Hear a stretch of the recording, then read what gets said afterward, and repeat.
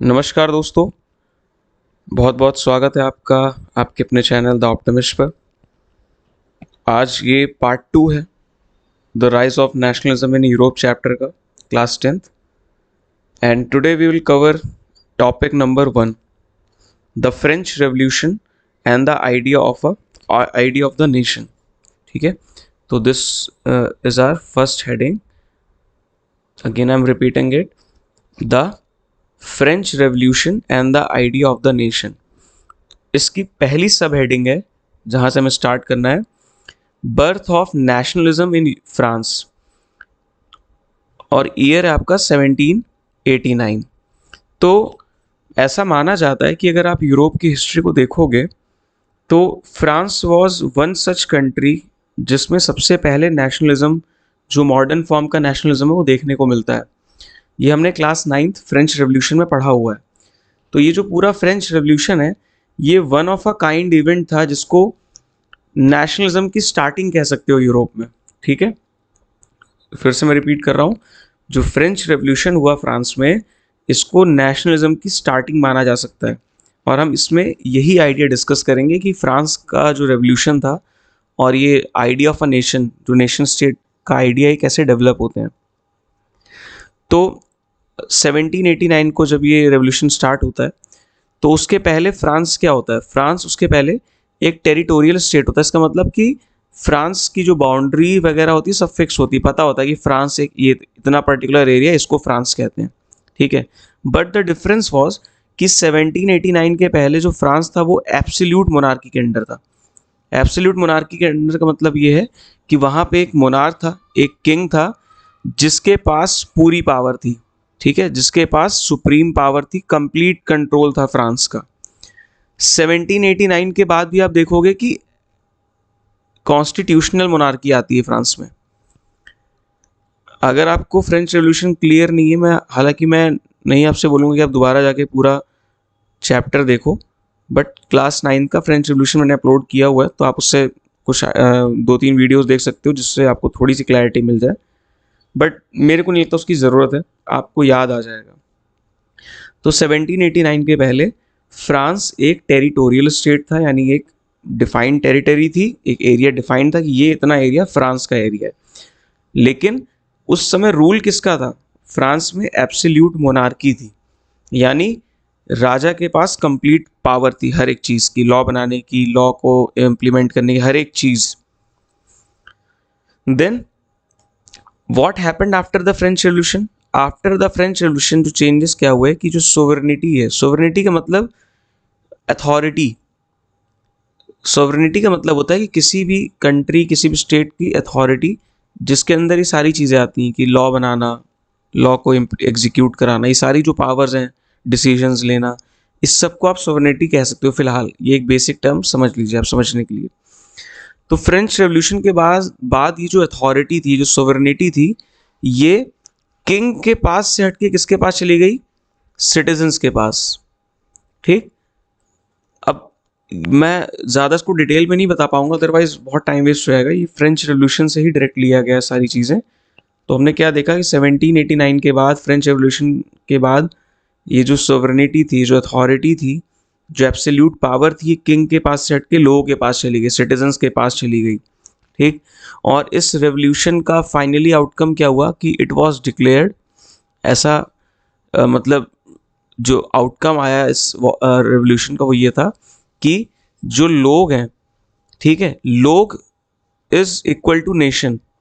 पहले क्या माना जाता था कि जो किंग है, पहले माना जाता था कि जो किंग है वो किसके, king is equal to nation, यानी देश क्या है ये वो किंग डिसाइड करेगा, वो किंग ही देश का रिप्रेजेंटेटिव है। ठीक है, एक लुई 14 की बहुत फेमस लाइन थी जिसमें वो कहते हैं I am the state. Louis 14 की एक बहुत फेमस लाइन थी जिसमें वो कहते हैं आई एम द स्टेट। ठीक, तो इससे एक माइंडसेट पता चलता है कि उस टाइम पे किंग्स का माइंडसेट क्या होता था कि वो अपने आप को देश के बराबर समझते थे। इस रेवोल्यूशन के बाद लोगों ने ये चीज़ क्लियर कर दी कि नहीं, अब एक देश किंग से नहीं पहचाना जाएगा, एक जो देश होता है वो अपने लोगों का इक्वल होता है, यानी कोई भी देश लोगों से बनता है। ठीक है, तो एक बहुत बड़ा ये एक मैसेज था पूरे यूरोप के लिए, पूरे वर्ल्ड के लिए। सेकेंड सब heading is creating a collective identity. अब किसी भी रेवोल्यूशन को सफल अगर करना है, किसी भी रेवोल्यूशन को अगर आपको सक्सेसफुल करना है, तो जो भी लोग रेवोल्यूशन में पार्ट ले रहे हैं सबको आपको ये फील कराना पड़ेगा कि वो किसी एक कॉज के लिए लड़ रहे हैं, वो किसी एक चीज़ के लिए लड़ रहे हैं, उनके बीच में कुछ कॉमन चीज़ें हैं। ठीक है, तो जैसे आप भारत की आज़ादी के टाइम देखो तो हमारा दुश्मन कॉमन था, हमें पता था कि हमें ब्रिटिशर से लड़ना है, तो इसने लोगों के बीच में एकता को प्रमोट किया, यूनिटी को प्रमोट किया। सिमिलरली अगर आप फ्रांस के रेवोल्यूशन को देखोगे तो यहाँ पे रेवोल्यूशनरीज मतलब वो लोग जो रेवोल्यूशन में पार्ट ले रहे हैं, जो उस रेवोल्यूशन को कर रहे हैं, उन्होंने कुछ मेजर्स इंट्रोड्यूस किए। मेजर्स इंट्रोड्यूस करने का मतलब है कि उन्होंने कुछ कदम उठाए जिससे लोगों के बीच में यूनिटी बढ़े। अदरवाइज अगर लोगों में यूनिटी नहीं होगी तो लोग लड़ेंगे ही क्यों? क्योंकि कोई मामूली लड़ाई नहीं है ये। यहाँ पे लोग किससे लड़ रहे हैं? अपने देश के राजा से लड़ रहे हैं। बहुत बड़ी बात है, अपने देश के राजा के खिलाफ आप बगावत कर रहे हो, लड़ रहे हो, तो there must be certain things जिनके लिए आप मरने के लिए तैयार हो रहे हो। कुछ तो ऐसा होगा ना, तभी आप तैयार हो रहे हो लड़ने के लिए। तो इन रेवोल्यूशनरीज ने, जो फ्रेंच रेवोल्यूशन में पार्ट ले रहे थे, इन्होंने कुछ ऐसे कदम उठाए जिससे लोगों के बीच में यूनिटी को बढ़ाया जा सके, तभी तो लोग लड़ेंगे। अदरवाइज लोग क्यों लड़ेंगे मिलके? सबसे पहले ला पैट्री। ला पैट्री का मतलब होता है फादरलैंड। जैसे आप इंडिया में देखो, इंडिया में हम लोग देश को अपनी मदरलैंड कहते हैं, भारत माता कहते हैं। तो ये भारत माता का जो आइडिया है, इसको ध्यान समझिएगा। अगेन ये पूरा चैप्टर समझने पे बेस्ड है, इसमें आप कुछ रट नहीं सकते हो। आप रटोगे तो आपके लिए बहुत मुश्किल हो जाएगा। आप कर तो सकते हो, बहुत बड़े बड़े रट्टू तोता हुए हैं, वो रट लेते हैं, कोई बड़ी बात नहीं। लोग मैथ्स रट लेते हैं, क्वेश्चन रट लेते हैं, लेकिन फिर मज़ा नहीं आएगा पढ़ने का। तो इधर पे समझने की बहुत आवश्यकता है आपको। तो जैसे समझो, इंडिया में हम लोग मदरलैंड कहते हैं अपने देश की धरती को, अपने देश को हम कहते हैं हमारी भारत माता है। तो ये जो आइडिया है ना कि ये भारत माता है, हम इसके लिए लड़ रहे हैं, हम खून दे देंगे इसके लिए, हम जान दे देंगे इसके लिए, तो ये आइडिया आपको यूनाइट करता है, एकजुट करता है। ठीक है, इसी तरह फ्रांस में रेवोल्यूशनरीज ने ला पैट्री का आइडिया दिया वहाँ पे, क्योंकि भाई ये भी आइडिया उसी तरह है, मदरलैंड के जैसा ही है, फादरलैंड यानी एक देश। हम लोग एक देश के सिटीजन्स हैं, नागरिक हैं।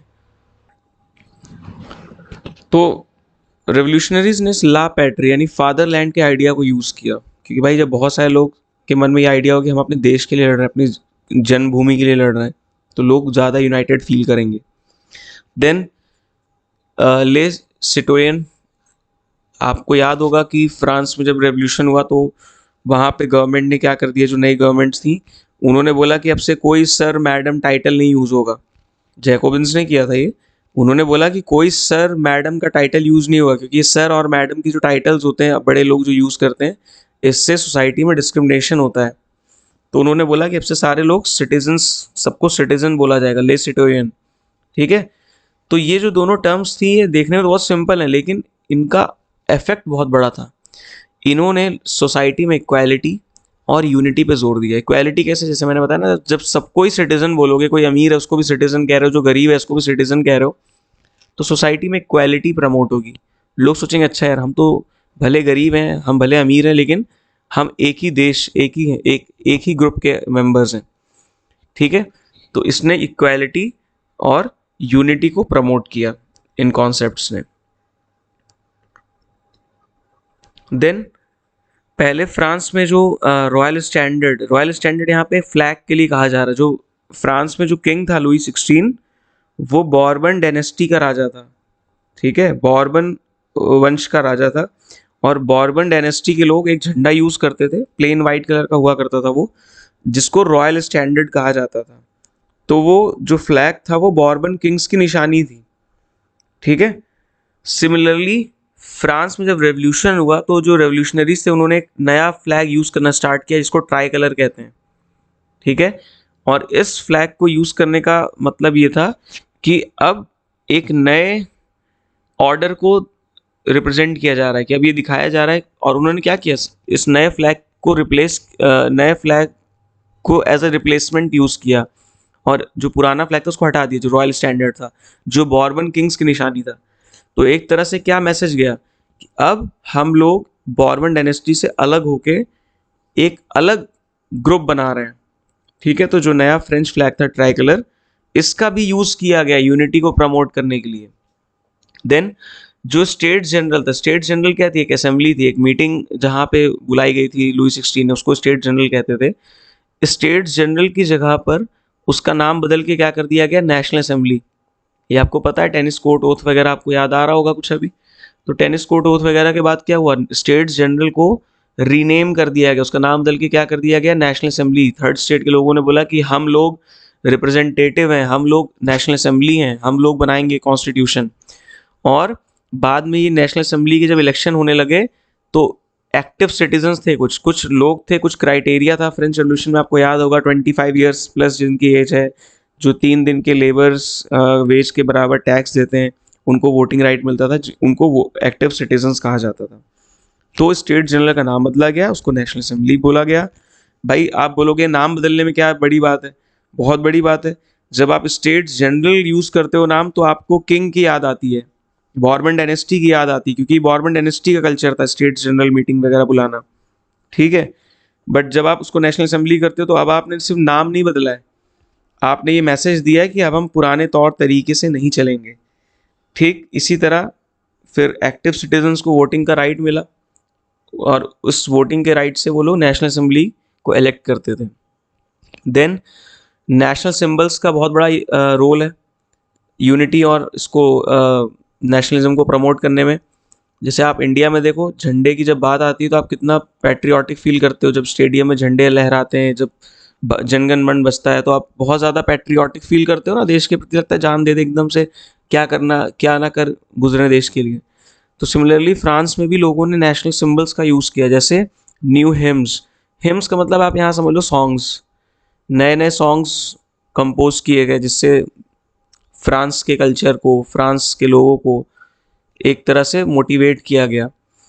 ओथ्स मतलब शपथ ली गई, जैसे लोग शपथ लेते हैं ना, अलग अलग प्रोग्राम में जाते शपथ लेते हैं, हम ये करने की शपथ लेते हैं, हम ये करेंगे वो करेंगे।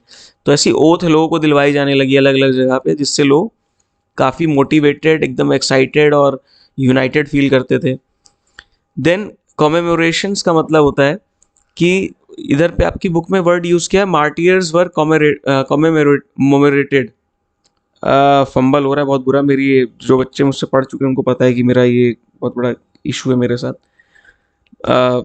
तो इसका मतलब ये है, मार्टियर्स वर कॉमेमोरेटेड का मतलब ये है कि जो जो लोग मारे गए थे रेवोल्यूशन वगैरह में, तो फ्रांस के जो रेवोल्यूशनरीज थे उन्होंने उनके लिए जैसे कुछ ऐसी चीज़ें अरेंज की, कुछ ऐसे प्रोग्राम अरेंज किए जहाँ पे उनकी यादों को डिस्कस किया जाता था, उनके जो कंट्रीब्यूशन को याद किया जाता था। अब ऐसा क्यों करते हैं, जब आप सोचो कि आपकी कंट्री में 15 अगस्त को, 26 जनवरी में याद करते हैं ना शहीदों को, कि ये शहीद थे, ये ऑफिसर थे, इन्होंने देश के लिए बलिदान दिया, तो आपके मन में एक पैट्रियाटिज्म आता है, एक यूनिटी की भावना आती है, देखो यार मेरे देश के लिए उस व्यक्ति ने ऐसा किया, मैं भी इस देश का मेंबर हूँ, मैं भी ऐसा ही करूँगा, अपने देश के लिए आगे कुछ अच्छा करूँगा। तो ये सारे सिंबल्स हैं जिनका यूज़ किया गया, रेवोल्यूशनरीज ने यूज़ किया, ताकि जो लोग हैं वो सब यूनाइट हो जाएं, एकजुट हो जाएं। देन जब ये रेवोल्यूशन हुआ 1789 के बाद का आपको सीन बताया जा रहा है कि जो एडमिनिस्ट्रेशन था वो सेंट्रलाइज हो गया। सेंट्रलाइज्ड एडमिनिस्ट्रेशन का मतलब ये है कि सबके लिए एक जैसे लॉज, एक जैसे नियम, ये सारी चीज़ें हो गई। जो देश की बागडोर थी, जो देश का रूल था, वो एक सेंटर से, एक सेंटर मतलब एक जगह से पूरा देश चलाया जाने लगा। अलग अलग लॉज नहीं थे अलग अलग एरियाज़ के लिए।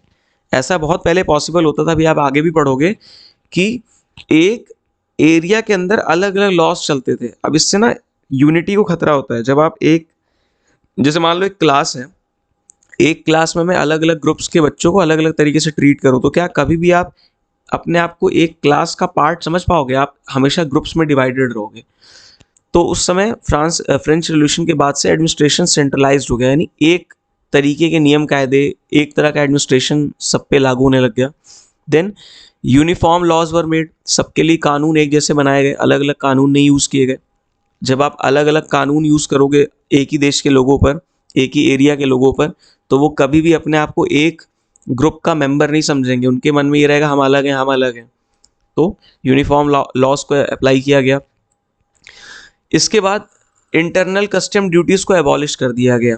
अब मैंने अभी जस्ट बताया ना कि एक एरिया के अंदर भी अलग अलग ग्रुप्स बटे होते थे और हर ग्रुप अपना अलग तौर तरीका चलाता था बिजनेस में भी। तो अगर आपको मान लो, सपोज दैट मैं एक नई स्लाइड बनाता हूँ, एक सेकेंड। जैसे मान लो कि ये एक एरिया है और इस एरिया के अंदर दो सब डिवीजन है, दो अलग अलग एरिया, एक ये ए एरिया है और ये बी एरिया है। अब अगर आपको ए से बी में कुछ बेचना है तो आपको कुछ टैक्स देना पड़ेगा, और बी से अगर आपको ए में जाना तो कुछ टैक्स देना पड़ेगा। फिर मान लो यहाँ पे एक सी एरिया है, फिर आप यहाँ आओगे तो यहाँ पे आपको अलग टैक्स देना पड़ेगा। तो क्या कभी भी आप इस पूरे अगर एरिया को एक मान के देखो, अगर ये पूरा एक एरिया को ऐसे मान के देखो, तो क्या कभी भी ए एरिया के लोग, बी एरिया के लोग और सी एरिया के लोग आपस में ये फील कर पाएंगे कि हम एक बड़े ग्रुप का पार्ट हैं? कभी नहीं फील करेंगे, क्योंकि वो देखेंगे कि यहाँ पे तो अलग टैक्स लगता है, यहाँ पे तो अलग टैक्स लगता है। तो इस तरह से उस टाइम पे बहुत अलग अलग तरह के इंटरनल टैक्सेस लगते थे, कस्टम ड्यूटीज लगती थी अलग अलग। तो आफ्टर दिस रेवोल्यूशन ये सारी कस्टम ड्यूटीज को हटा दिया गया ताकि लोगों के बीच में ये डिफरेंस ना फील हो उनको कि हम अलग एरिया से, हम अलग एरिया से हैं। और इसी तरह से अब अगर मैं इसी फिगर की बात करूं तो जैसे ए एरिया है, मान लो यहाँ पर केजी यूनिट यूज होती है वजन नापने में, यहाँ पे मान लो पाउंड यूज होती है। मैं जस्ट एग्जांपल दे रहा हूँ, उसको लिटरली मत मान लेना कि ऐसा होता था, मैं सिर्फ एग्जांपल दे रहा हूँ। और यहाँ पे मान लो ग्राम यूज होती है। तो क्या ये बहुत ईजी रहेगा अगर आप इस एरिया से इस एरिया में ट्रेड कर रहे हो, बिजनेस कर रहे हो, तो क्या बार बार आप केजी को पाउंड में बदलोगे? आपके लिए बहुत ईजी रहेगा? नहीं ईजी रहेगा। अगेन आप जैसे मान लो यहाँ पे आप डिस्टेंस को नापने के लिए किलोमीटर यूज़ करते हो, यहाँ पे मान लो आप यूज़ करते हो माइल यूज़ करते हो।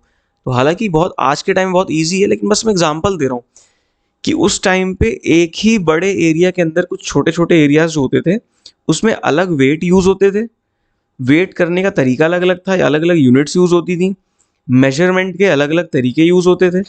इससे भी लोगों के बीच में यूनिटी नहीं थी। लोग अपने आप को समझते थे अरे भैया हम तो उस एरिया के जहाँ पे केजी यूज़ होता है, हम तो उस एरिया के जहाँ पाउंड यूज़ होता है। मैं एग्जांपल दे रहा हूँ एक बात, इस बात का।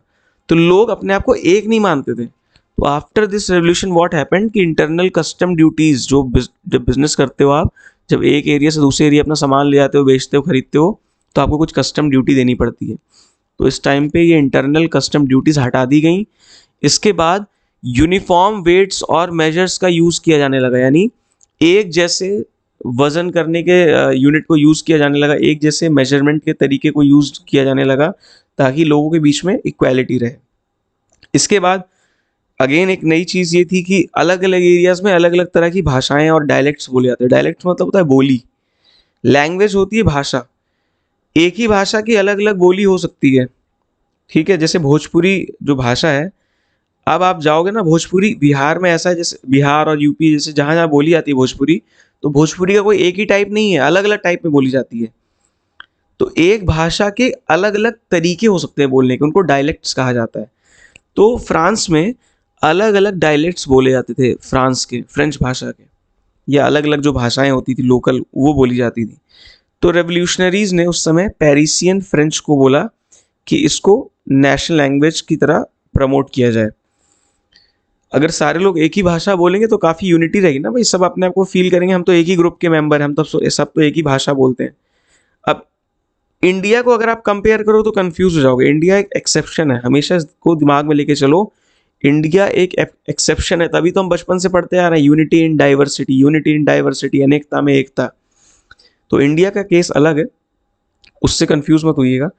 फिलहाल हम फ्रांस की बात करें तो वहाँ पे जितने भी लोकल डायलेक्ट्स थे, अलग अलग बोलियाँ थी, उनको डिस्करेज किया गया। डिस्करेज करने का मतलब ये नहीं कि मार पीट के बंद कराया गया, मतलब बोला गया कि ऐसा अलग अलग भाषाएं मत बोलिए, एक भाषा बोलिए जो है पेरिसियन फ्रेंच, जो वहाँ की मेन भाषा है।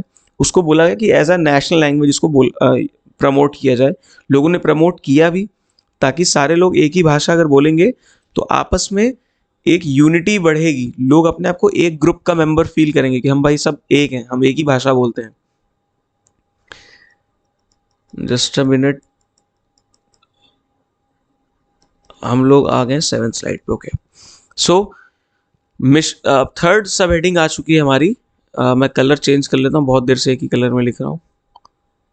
Okay, leave it. Mission to spread nationalism. अब ये जो फ्रांस के रेवोल्यूशनरीज थे, इन्होंने फ्रांस में तो सक्सेसफुली रेवोल्यूशन कर दिया, लेकिन उन्होंने उनकी एक सोच थी, उनका एक आइडियोलॉजी थी, उनका मानना ये था कि जो फ्रांस में हमने रेवोल्यूशन किया है, अब ये हमारी ड्यूटी है कि हम यूरोप के बाकी देशों को भी डिस्पोटिज्म मतलब यहाँ पर है तानाशाही, क्योंकि भाई फ्रांस में कॉन्स्टिट्यूशनल मोनार्की और फिर उसके बाद रिपब्लिक बन गया था फ्रांस, लेकिन बाकी देश तो ऐसे नहीं बने थे, बाकी जो किंगडम्स थे वो तो ऐसे नहीं थे, वहाँ पे तो अभी भी जो बाकी यूरोप के किंगडम्स है वहाँ पे मोनार्क थे। तो ये जो फ्रेंच रेवोल्यूशनरीज थे, इन्होंने डिक्लेयर किया, इन्होंने ये बोला कि ये हमारी ड्यूटी है, ये हमारी मॉरल ड्यूटी है, नैतिक जिम्मेदारी है कि हमने जो चेंजेस फ्रांस में किए हैं हम उसको पूरे यूरोप में क्या करेंगे, फैलाएंगे। यानी अब जो बाकी किंगडम्स हैं हम उनको भी लिबरेट कराएंगे, उनको भी आज़ाद कराएंगे। किससे आज़ाद कराएंगे भाई साहब? डिस्पोटिज्म से। डिस्पोटिज्म मतलब तानाशाही, और ये तानाशाही कौन करता है? वहाँ के मोनार्क। तो एक तरह से रेवोल्यूशनरीज ने बोला कि हम लोग पूरे यूरोप में जितने भी मोनार्क्स हैं उनको हटा देंगे।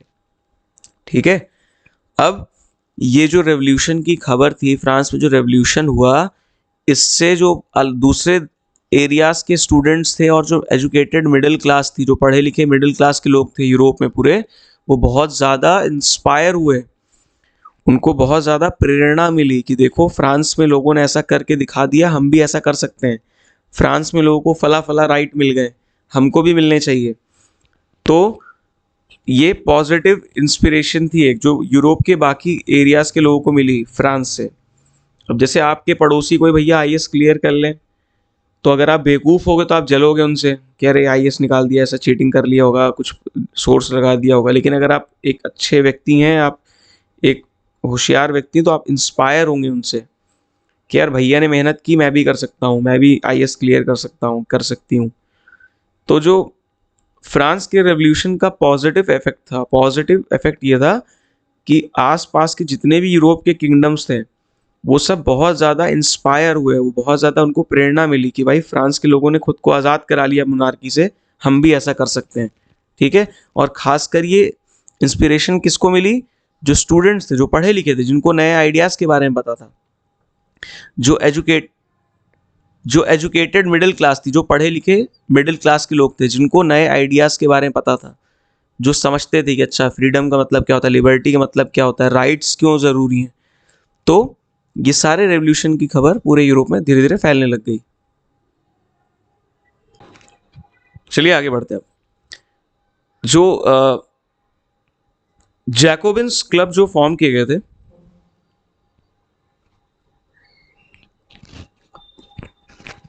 तो ये सिर्फ फ्रांस में नहीं फॉर्म हुए थे, अलग अलग एरियाज में लोगों ने जैकोबिन क्लब बनाए थे। जैसे आपको पता होगा इंडिया में टीपू सुल्तान ने भी जैकोबिन क्लब बनाया था, इंस्पायर होके फ्रेंच रेवोल्यूशन से।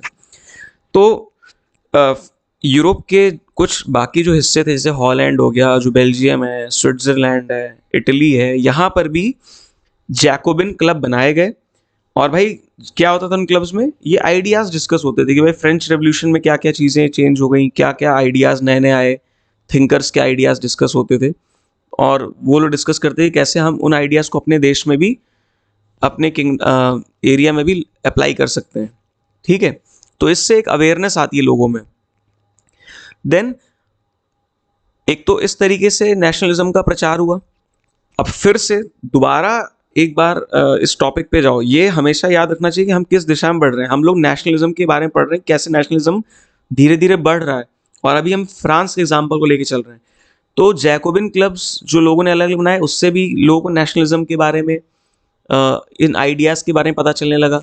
ठीक है, अवेयर होने लगे। सिमिलरली जब ये फ्रांस की आर्मीज़, जो फ्रेंच आर्मी थी, जब ये अलग अलग एरियाज़ में जाती थी, क्योंकि भाई आपको उनका मिशन तो याद है, उन्होंने क्या कहा था कि हमको यूरोप के बाकी एरियाज़ को भी मोनार्की से लिबरेट कराना है। तो जहाँ जहाँ पर भी ये फ्रेंच आर्मी जाती थी, ठीक है, वहाँ वहाँ पर नेशनलिज्म का आइडिया अपने आप क्या होता था, पहुँचता जाता था। ठीक, और ये जो 1790s का रेवोल्यूशनरी वॉर्स थे, इसका मतलब 1790s रेवोल्यूशनरी वॉर का मतलब कोई पर्टिकुलर वॉर, एक वॉर नहीं है, मतलब जो ये फ्रेंच रेवोल्यूशन हुआ था, तो उस दौरान फ्रांस की जो आर्मी अलग अलग एरियाज में एंटर कर रही थी यूरोप के, अभी आप आगे पढ़ोगे, तो आप देखोगे कि अपने साथ जब ये आर्मी जहाँ जाएगी तो अपने साथ वो जो आइडियाज हैं नेशनलिज्म के, वो भी साथ साथ स्प्रेड हो रहे थे, फैल रहे थे। अब नेपोलियंस रोल हम पढ़ने आ रहे हैं कि नेपोलियन का क्या रोल रहा इस नेशनलिज्म को बढ़ाने में। ठीक है, सबसे पहले एक आपकी बुक में बात लिखी गई है कि नेपोलियन ने एक तरह से डेमोक्रेसी को धोखा दिया। क्यों? क्योंकि नेपोलियन खुद मोनार्की के खिलाफ लड़ रहा था। और आप देखोगे कि नेपोलियन अपने आप को क्या डिक्लेयर करता है? एम्परर डिक्लेयर कर देता है। जो व्यक्ति खुद मोनार्की के खिलाफ लड़ रहा होता है वो अपने आप को क्या डिक्लेयर करता है? एम्परर डिक्लेयर कर देता है। तो ये नेपोलियन की लोगों को डिसअपॉइंटमेंट थी। लेकिन एट द सेम टाइम हमको ये बात भी याद रखनी चाहिए कि नेपोलियन ने बहुत सारे अच्छे रिफॉर्म्स किए थे। रिफॉर्म्स मतलब होता है पॉजिटिव चेंजेस। ठीक है, रिफॉर्म्स का मतलब होता है पॉजिटिव चेंजेस। तो नेपोलियन ने हालांकि डेमोक्रेसी को धोखा तो दिया, वो खुद एम्परर बन गया फ्रांस का, लेकिन उसने बहुत सारे ऐसे रिफॉर्म्स किए, ऐसे पॉजिटिव चेंजेस किए जिन रिफॉर्म्स के कारण ये जो रेवोल्यूशनरी आइडियाज थे, प्रिंसिपल्स थे लिबर्टी के, इक्वालिटी के, वो आइडियल्स और आगे बढ़े। अब इसमें इनका पहला सबसे इंपॉर्टेंट स्टेप क्या था कि 1804 में नेपोलियन ने एक सिविल कोड तैयार किया। सिविल कोड मतलब लोगों को कुछ ऐसे लॉज बनाए जो लोगों को फॉलो करने थे, जिनको नेपोलियनिक कोड भी कहा जाता है।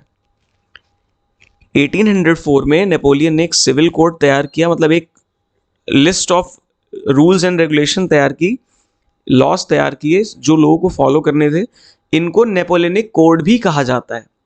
जैसे इसमें कुछ इंपॉर्टेंट आपको दिए गए, जैसे कि जो प्रिविलेजेस थी बेस्ड ऑन बर्थ, कि भाई कोई क्लर्जी में पैदा हुआ है, कोई नोबिलिटी में पैदा हुआ है, ये सारी चीज़ें फॉर्मली नेपोलियन ने क्या कर दी? एंड कर दी। मतलब इस पर कानून बना दिया कि अब ये जो प्रिविलेजेस हैं, ये कोई प्रिविलेज बाय बर्थ यानी जन्म से किसी को प्रिविलेज नहीं मिलेगी कि आप इस फलाना फैमिली में पैदा हुए तो आपको बचपन से ही कुछ अलग ट्रीटमेंट मिल रहा है या टैक्स नहीं जमा कर रहे हो। ये सारी चीज़ें ये सब बंद हो गई, एबॉलिश कर दी गई, ख़त्म कर दी गई। Then establish equality before law, कानून के सामने सब बराबर हैं।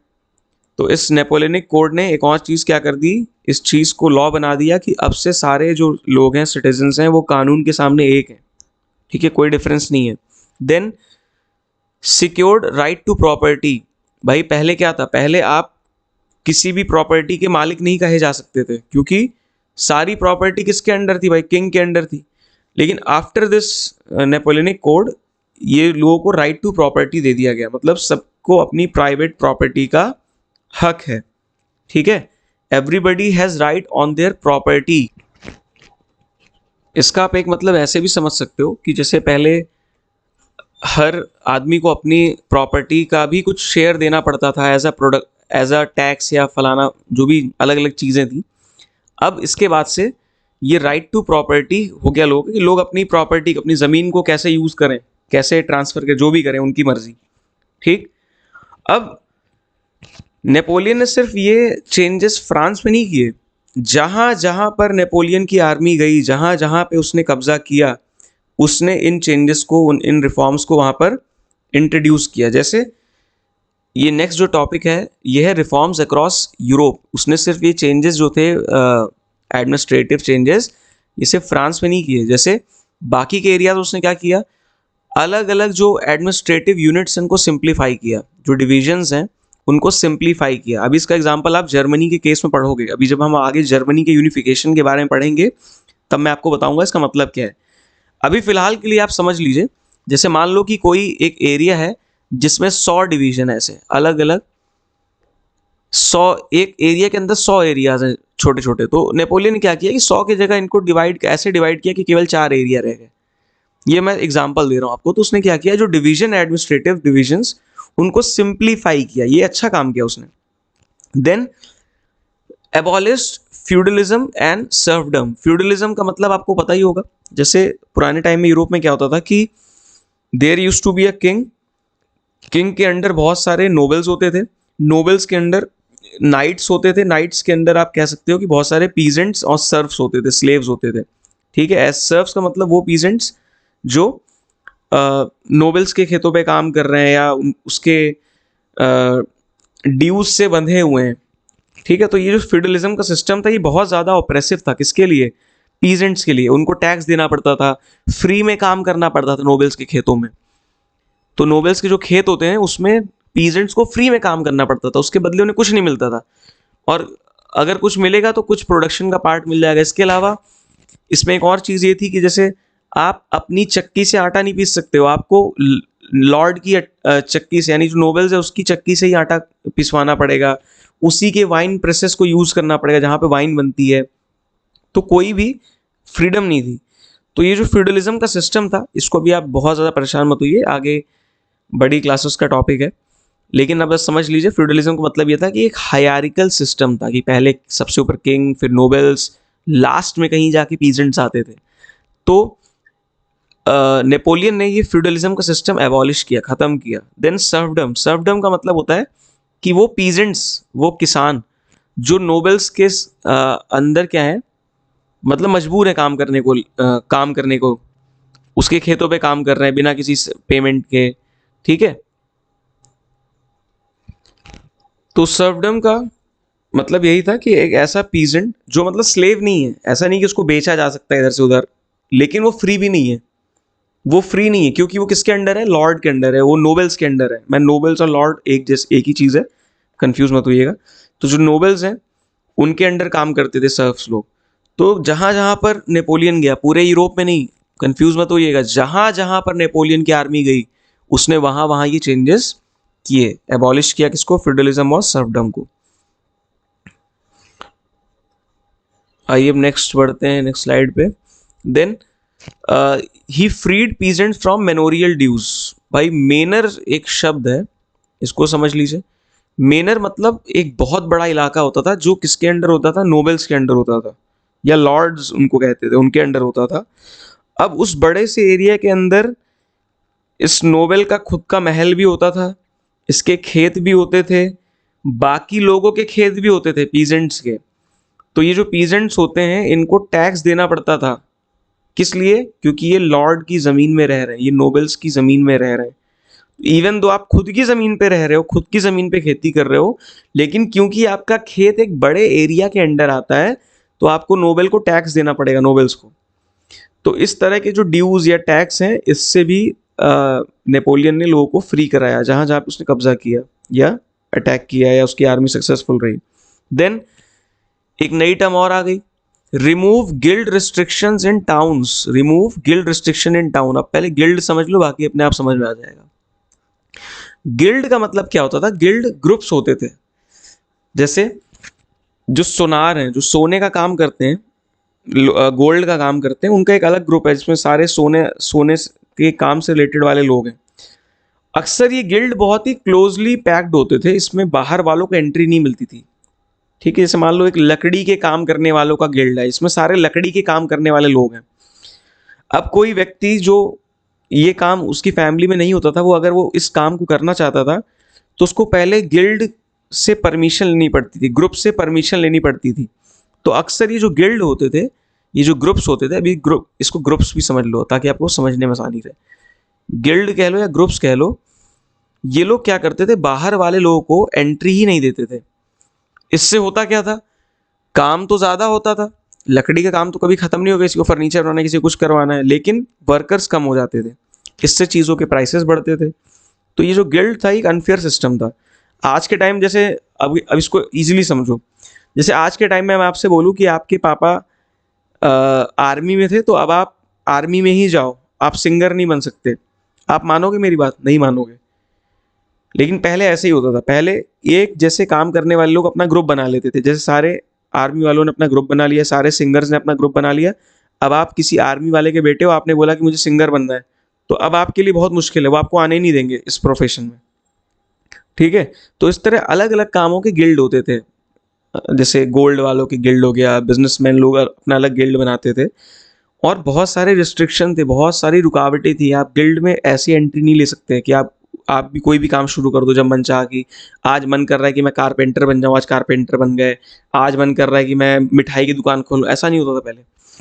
तो इस तरह के जो गिल्ड के रिस्ट्रिक्शंस थे, रुकावटें थी, नेपोलियन ने इनको भी एंड कर दिया। ठीक है, अभी ये आगे ही फर्दर क्लासेस में जब आप 11th-12th में जाओगे तो गिल्ड सिस्टम को और अच्छे से पढ़ोगे, खासकर 11th में। ठीक है, इसके बाद ट्रांसपोर्ट और कम्युनिकेशन को इम्प्रूव किया। अब इससे दो इसके रीजंस थे भाई, ट्रांसपोर्ट और कम्युनिकेशन अच्छा होगा तो बिजनेस अच्छे से होगा, क्योंकि आपको रॉ मटेरियल और फिनिश्ड प्रोडक्ट इधर से उधर ट्रांसपोर्ट करने रहेंगे। तो ट्रांसपोर्टेशन अगर अच्छा होगा, रोड्स अच्छी होंगी, तो आपका बिजनेस अच्छा चलेगा। कम्युनिकेशन, एक जगह से दूसरी जगह मैसेज भेजने की सुविधा अच्छी होगी। उस टाइम पे तो भाई मोबाइल वगैरह नहीं होते थे, तो कम्युनिकेशन बाय लैंड ही होता था। तो नेपोलियन ने सारे सिस्टम्स को अच्छा किया, इससे बिजनेस भी अच्छा हुआ। भाई बिजनेस अच्छा होगा तो नेपोलियन को अच्छा टैक्स भी मिलेगा उन एरियाज से। ठीक, और इसका एक और रीज़न ये है कि अगर ट्रांसपोर्ट और कम्युनिकेशन अच्छा होगा तो लोग आपस में जुड़े रहेंगे, लोगों में यूनिटी बढ़ेगी। तो कई सारे इसके एस्पेक्ट्स हैं। तो एक तरह से आप फिलहाल ये मान लो कि नेपोलियन ने ट्रांसपोर्ट और कम्युनिकेशन को इम्प्रूव किया। इसके बाद उसने अलग अलग जगह पे अलग अलग करेंसी चलती थी। जैसे इंडिया में मान लो कि इंडिया में हम अलग अलग स्टेट में अलग अलग करेंसी यूज़ कर लें। यूपी में कुछ अलग करेंसी यूज़ करें, बिहार में कुछ अलग करेंसी यूज़ करें। अब मान लो आप बिहार से यूपी आ रहे हो, आपको पैसे खर्च करने हैं, कुछ खरीदना है, तो अब आप अपनी करेंसी चेंज कराओगे तो काफ़ी हेक्टिक, काफ़ी कंफ्यूजिंग हो जाता था ये। तो नेपोलियन ने क्या किया, अलग अलग एरियाज में यूनिफॉर्म करेंसी स्टार्ट की, मतलब एक जैसी करेंसी स्टार्ट की, ताकि लोगों में यूनिटी बढ़े और ईजी हो ट्रांजैक्शन करना, चीज़ें खरीदना बेचना ट्रेड करना ईजी हो जाए। देन इसी तरह लॉज को यूनिफॉर्म बनाए गए, सबके लिए एक जैसे कानून बनाए गए। वेट्स मैं समझा चुका हूँ अभी थोड़ी देर पहले। वेट्स और मेजरमेंट को भी क्या किया गया, सिंप्लीफाई किया गया और यूनिफॉर्म किया गया। मतलब अलग अलग एरिया में अलग अलग मेजरमेंट और अलग अलग वेट की तरीके नहीं, एक ही जैसे कर दिए, ताकि बिजनेस में ट्रेड में क्या हो, आसानी हो। और इन सारे चीज़ों का रिजल्ट मैंने जैसे एरो बना के लिखा है, बूस्टेड ट्रेड। इन सारी चीज़ों से जो ट्रेड था, जो बिजनेस था, वो क्या हुआ, फ्लरिश हुआ, अच्छा हुआ, ईजी हुआ। Mixed reactions to Napoleon. अब हमारा नेक्स्ट टॉपिक है कि नेपोलियन ने ये सारी जो चीज़ें की हैं, क्या इसका लोगों ने पॉजिटिव रिएक्शन दिया या नेगेटिव रिएक्शन दिया? तो जवाब है, ना तो पॉजिटिव दिया ना तो नेगेटिव दिया, मिक्स्ड रिएक्शन दिया।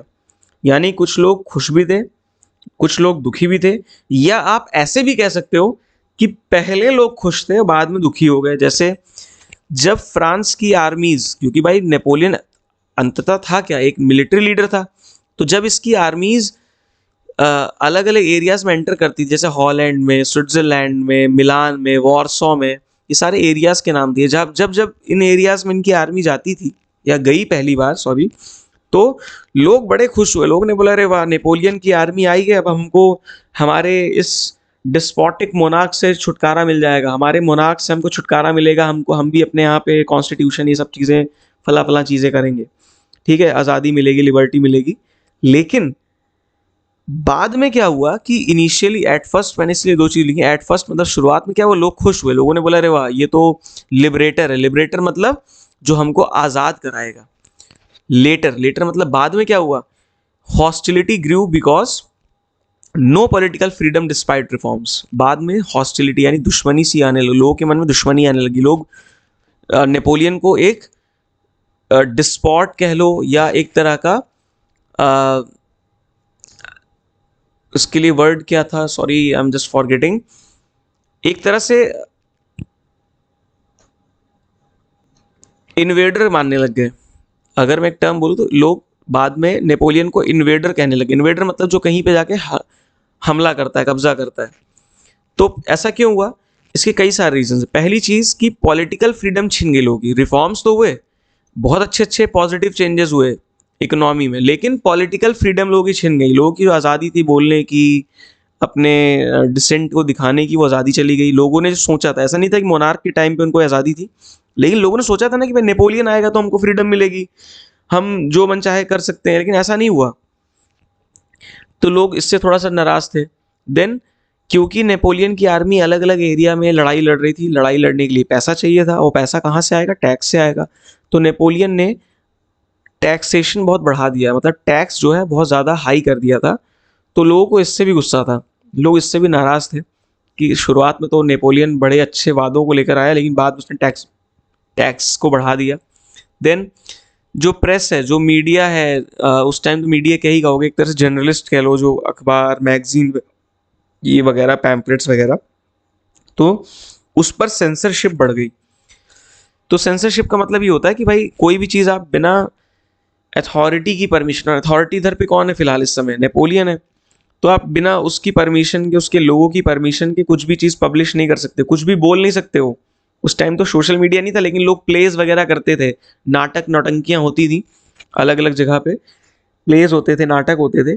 तो अब ये कोई भी चीज़ आप फ्रीली नहीं कर सकते हो, पहले आपको नेपोलियन और उसके आदमियों से क्या करना पड़ेगा, परमिशन लेनी पड़ेगी। तो ये तो वही बात हो गई, मोनार्क वाली बात ही हो गई। तो लोग बड़े डिसअपॉइंटेड थे भाई कि नेपोलियन के आने से कोई डिफरेंस तो हुआ ही नहीं, वही सिस्टम है मोनार्की वाला। देन क्योंकि फ्रांस की आर्मी बहुत जगह लड़ाई लड़ रही थी, उसको लड़ाई लड़ने के लिए सोल्जर्स चाहिए थे, सोल्जर्स अब कहाँ से इतने सारे आएंगे, तो नेपोलियन ने, उसकी आर्मी ने फोर्स्ड कॉन्स्क्रिप्शन करना शुरू किया। फोर्स्ड कॉन्स्क्रिप्शन का मतलब ये है कि लोगों को ज़बरदस्ती आर्मी में भर्ती करना शुरू किया। ठीक है, नेपोलियन के लोगों ने, उसकी आर्मी ने ज़बरदस्ती लोगों को आर्मी में भर्ती करना शुरू किया। आप देखोगे दुनिया भर में बहुत सारे ऐसे देश हैं जहाँ पे कंपलसरी मिलिट्री सर्विस देनी पड़ती है, जैसे आपका साउथ कोरिया है, आपको कुछ ईयर, जैसे इसराइल है, वहाँ पे आपको कुछ ईयर आर्मी में काम करना ही पड़ेगा। तो आप कर सकते हो, अगर आपके मन में नेशनलिज्म की भावना कह रही है मेरे को देश के लिए करना है, कर लोगे, लेकिन आप ज़बरदस्ती नहीं कर सकते किसी से ना। आप अगर ज़बरदस्ती करोगे तो लोग आपसे नाराज़ हो जाएंगे। लोगों ने आप से होप ये लगाई थी कि आप फ्रीडम दोगे उनको, और आप ज़बरदस्ती लोगों को आर्मी में भर रहे हो। क्यों भर रहे हो आर्मी में? क्योंकि आपकी आर्मी किसी दूसरी जगह लड़ना चाहती है। तो ये जो फोर्स्ड कॉन्स्क्रिप्शन थे, इससे भी लोगों को बड़ी डिसअपॉइंटमेंट हुई। इसका रिजल्ट क्या हुआ ओवरऑल, कि ये जो बेनिफिट्स थे रिफॉर्म्स के, ये हल्के पड़ गए। ठीक है, किसके सामने? मैंने तो उसको थोड़ा सा फैंसी वर्ड में लिखा है, the burden of conquest overweight. मतलब जो नेपोलियन ने कब्जा किया था, उस कब्जे के जो रिजल्ट्स थे वो ज़्यादा हो गए रिफॉर्म्स के रिजल्ट से।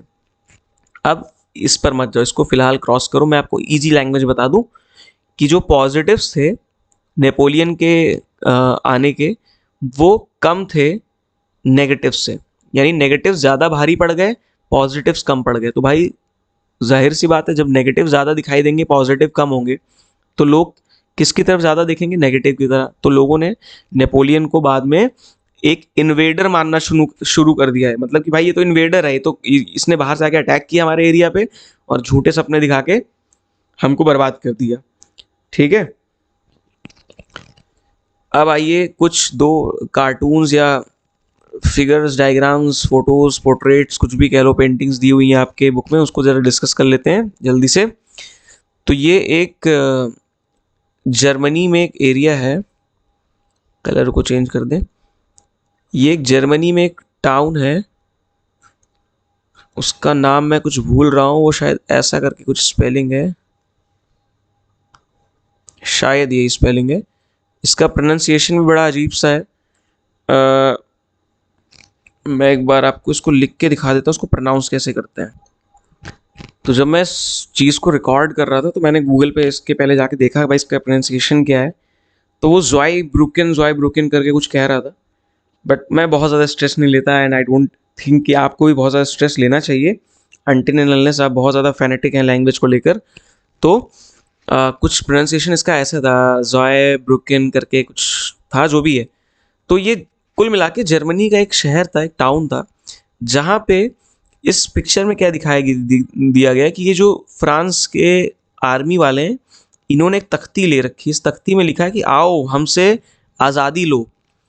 ठीक है, तो भाई फ्रांस की आर्मी जब जगह जगह जा रही थी तो किस प्रॉमिस के साथ जा रही थी कि हम लोग आपको लिबरेट करेंगे, आपको लिबर्टी प्रोवाइड कराएंगे, आपके डिस्पॉट जो मोनार्क हैं उनसे। लेकिन ये एक सैरकास्टिक पोर्ट्रेट है।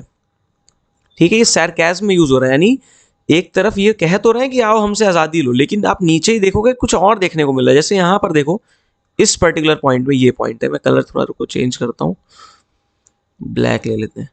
ये जो पॉइंट है, इस पॉइंट पे देखो बहुत सारे सोल्जर्स एक पीजेंट से उसकी कार्ड छीन रहे हैं। ये घोड़ा गाड़ी देखो, उससे उसकी कार्ड छीन रहे हैं वो लोग। तो अभी तो आप देखो यहाँ पे बात हो रही है कि आओ हमसे लिबर्टी लो, इस जगह पे क्या बात हो रही है, आओ हमसे लिबर्टी लो, ढोल नगाड़े पीट रहे हैं, सबको बुला रहे हैं, अट्रैक्ट कर रहे हैं। और यहाँ पे तो उल्टा हो रहा है। यहाँ पे देखो, ये कुछ यंग लेडीज़ हैं, इनके साथ छेड़खानी हो रही है, ये सोल्जर्स बदसलूकी कर रहे हैं, ठीक। और यहाँ पे देखो, यहाँ पे क्या हो रहा है कि एक पीजेंट है, उसको वो लोग, सॉरी, यहाँ पे कार्ड छीन रहे हैं, यहाँ पर ये पीजेंट को घुटने पे लाए। आई एम रियली सॉरी, ये बीच वाला सीन सही है, लेकिन यहाँ पे देखो इस वाले पॉइंट पे, ये जहाँ मेरा ये पॉइंटर चल रहा है, यहाँ पे देखो इस पीजेंट को इन्होंने घुटने पे बैठा रखा है। यहाँ पे कार्ट है, इस कार्ट को छीन रहे हैं। देखो उसमें एक सोल्जर ऐसे आधा लटका हुआ है, कुछ लूट रहा है। तो ये दिखाया गया सार्केस्टिक वे में, एक व्यंग है एक तरह का, कि देखो फ्रांस वाले अपने आप को लिबरेटर कहते थे कि हम आके सबको आज़ाद कराएंगे, बल्कि उन्होंने क्या कर लिया, एक तरह से लोगों पे कब्जा कर लिया, लोगों के चीज़ों पे कब्जा कर लिया, लोगों को हैरास कर रहे हैं। देन जो दूसरा कार्टून है वो है नेपोलियन का। ये भाई साहब जो है नेपोलियन का कार्टून ये बनाया गया है, और ये 1813 में एक वॉर हुई थी, लाइप्जिग की वॉर। लाइप्जिग की वॉर ये आपकी बुक में दिया हुआ है, उसके बारे में थोड़ा पढ़िएगा। बहुत ज़्यादा भी डिटेल मत जाओ कि लाइप्जिग की वॉर क्या हुई थी, फिलहाल बस इतना समझ लो कि 4 कंट्रीज थी, रशिया, प्रशिया, इसके बारे में हम आगे पढ़ेंगे, स्वीडन, और एक कंट्री थी ऑस्ट्रिया। 1813 में इन चारों कंट्रीज ने मिलकर नेपोलियन को बहुत बुरी तरह से, एक तरह से नेपोलियन क्या, फ्रांस की जो आर्मी थी उसको बहुत बुरी तरह से हराया। और इसी लड़ाई के बाद नेपोलियन को भागना पड़ा वापस फ्रांस के अंदर। वहाँ पे जाके फिर उसको अपनी पावर छोड़नी पड़ी, उसको फिर एग्जाइल में भेज दिया गया, एक एल्बा जगह है वहाँ पर। और तो एक तरह से फ्रांस की और नेपोलियन की बहुत बड़ी हार हुई इस बैटल ऑफ लेप्जिग में। तो ये दिखाया जा रहा है कि ये एक तरह का मैसेंजर है, मैसेंजर मतलब जो मैसेज देता है। और ये बैग मैसेंजर कैरी कर, जो मैसेंजर होते थे पुराने टाइम में, वो अपने बैग में बहुत सारी चिट्ठियाँ विट्ठियाँ कैरी करते थे और उसको जगह जगह बांटते थे, जैसे आज के टाइम में डाकिये होते हैं, पोस्टमैन होते हैं। तो सिमिलरली नेपोलियन को एक मैसेंजर की तरह दिखाया गया है, लेकिन जिसके बैग से बहुत सारे पेपर उड़ रहे हैं, बहुत सारे पेपर उड़ रहे हैं। इसका सिग्निफिकेंस ये है कि ये वो सारे एरियाज हैं जिनको नेपोलियन क्या कर चुका है, हार चुका है। तो एक तरह से दिखाया जा रहा है कि नेपोलियन बहुत सारे एरियाज को क्या कर चुका, हार चुका, और धीरे धीरे इसके बैग से गिर रही हैं। यानी ये सारी जो सारे एरियाज नेपोलियन के कंट्रोल में, धीरे धीरे क्या हो रहे हैं, इसके पास से स्लिप होते जा रहे हैं। ठीक है, तो ये दोनों कार्टून आप देख लीजिएगा। अब मेरी कुछ बातें हैं, क्योंकि मैं कंटिन्यूसली आप लोगों से अलग से इंटरेक्ट भी कर रहा हूँ, तो कुछ चीज़ें जो मुझे समझ में आ रही हैं वो ये है कि आप लोगों ने होप बहुत ज़्यादा कर ली है इन वीडियोस से या बाकी टीचर से। मैं अपनी बात, मैंने तो अभी पढ़ाना शुरू किया है ऑनलाइन, बट मैं जो देख रहा हूँ कि आप बहुत ज़्यादा ना टीचरों को फैंटेसाइज करने लग गए हैं कि वो फला। मैं इस समय पढ़ना नहीं चाहता, लेकिन मैं आपको एक बड़े भाई की तरह रियलिटी बता रहा हूँ। जैसे अलग अलग प्लेटफॉर्म से, मैं नाम नहीं लूँगा, कोई ये कोचिंग है, कोई ये कोचिंग है, कोई ये यूट्यूब चैनल है, कोई ये यूट्यूब चैनल है, और फॉर दैट मैटर मेरा ही यूट्यूब चैनल है। ये ऑप्टिमिस्ट की बात मैं कर रहा हूँ।